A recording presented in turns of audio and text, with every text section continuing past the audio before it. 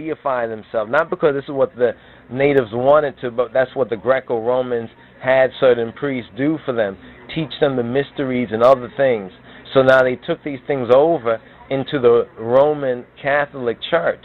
So when we come down now to the Pope Alexander VI, we see that one son posed for the Jesus Christ that never existed, the God that wasn't there, and then his daughter Lucretia, or Lucifer, you understand, basically posed for this picture, or the Jesuit Virgo Mary, you understand, the Virgo Mary, a.k.a. the Ashtaroth, you understand, and it's this image that like buho, like yeast, you understand, like leaven, you understand, has really puffed up Ethiopians spiritually to a measure, you understand, where they really need to repent. They need to destroy these images, get rid of these images, get the word out that this right here is a spiritual warfare. This is not a good thing. You understand? This really, for the centuries that it's really been in dominance and mainstay, is one of the reasons why Ethiopia spiritually, you understand, is the Christian part of it is as dysfunctional, you understand, against her known and sworn enemies, both within and without, because of this very image. This image is a talisman that's set to disempower Ethiopian spirituality. This image right here is disempowering to Ethiopian spirituality. The Ethiopic version jacks from it. You understand? It does something to help redeem some of the intrinsic value of the Ethiopian spirituality. But then in many of these churches, and we'll try to show you some pictures where many of these churches, they even have the white Virgo Mary, the Jesuit Mary, the Borgia, Caesar Borgia family Mary, you understand, the Pope Alexander family, Lucretia, Lucifer, Mary. They have like 2 and 3 of these images in their church, and then if they have the black or more Ethiopic picture, it's like they treat it with little regard, of little respect. You understand? Even though it kind of mimics some of the basic stylizations, but these stylizations go past. So we're looking so much as a stylization, but the key things that we should know is who is that individual, the relation of that individual to the Borgia family. So if we're going to talk about, you know, the Italian Jesus or the Caesar Borgia's Jesus, the Jesus that Christ that never existed, the whitewashed Jesus, the fake one, you understand?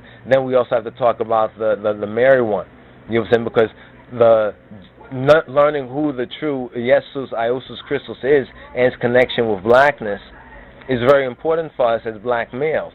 You understand? It helps to powerfully reverse the curse of woolly lynchism. But what about our sisters, our daughters, our mothers, our wives, you understand, who have been spiritually disempowered, you understand, spiritually disempowered by this image? Because when they look at this image, even if they're not a Roman so-called Catholic, but this image by their fellow Ethiopians, you understand, their fellow black people regard this image to be the image of the Mother of God, even if they don't per se believe it. You understand? Because this is repeated to them, they begin to default. It becomes de facto truth. You know, de facto means not de jure. It's not by law, you understand, but de facto, almost like because it's like been in use, it's a matter of fact, therefore it is. It's like almost like common law. You understand? It's by common law that you recognize that this is, in fact, you show anybody this picture and you say, who is this? They'll say, that's Virgin Mary and that's baby Jesus. You see the work that we have? First of all, on our own selves. Physician, heal thyself. So we first of all have to take stock of this, you understand, for ourselves. You understand? In other words, take the speck out of our eye, you understand? And that speck, this image is that speck in our eye. You understand? But that speck, if it's not removed, it can blind one. You understand? It can bring harmful bacteria into your spirituality.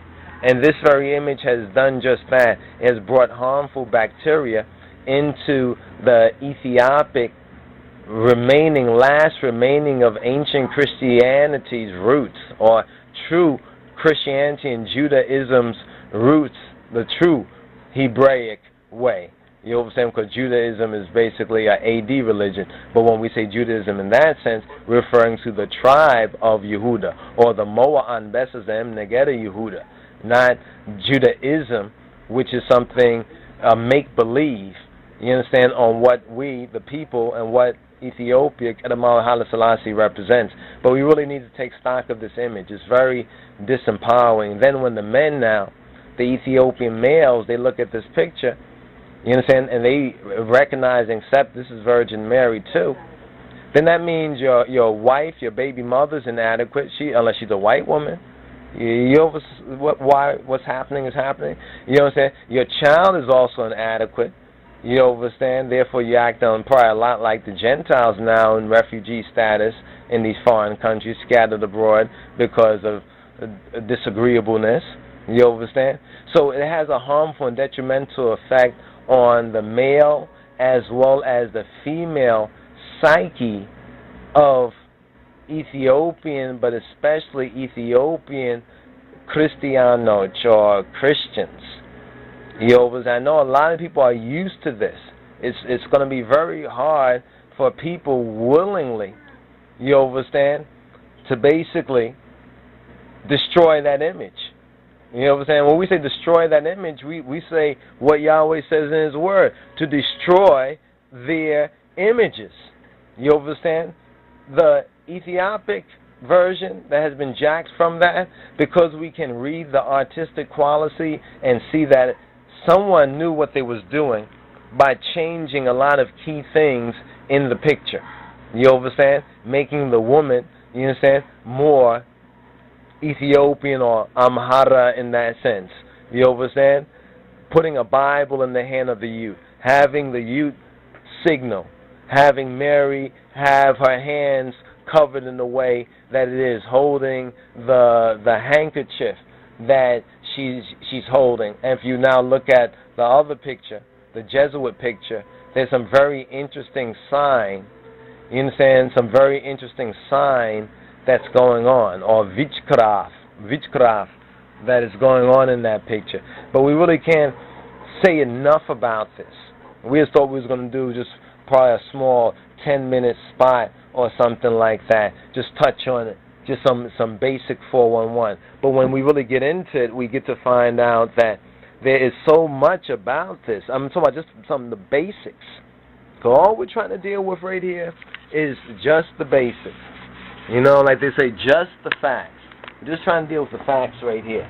You understand? But just these basic facts, in and of themselves, are so profound that we were forced, in a sense, to take a little more than a moment on this particular subject matter, because it's really, really very important that we get to understand what has been done and what continues to be done, you understand, in a very covert way.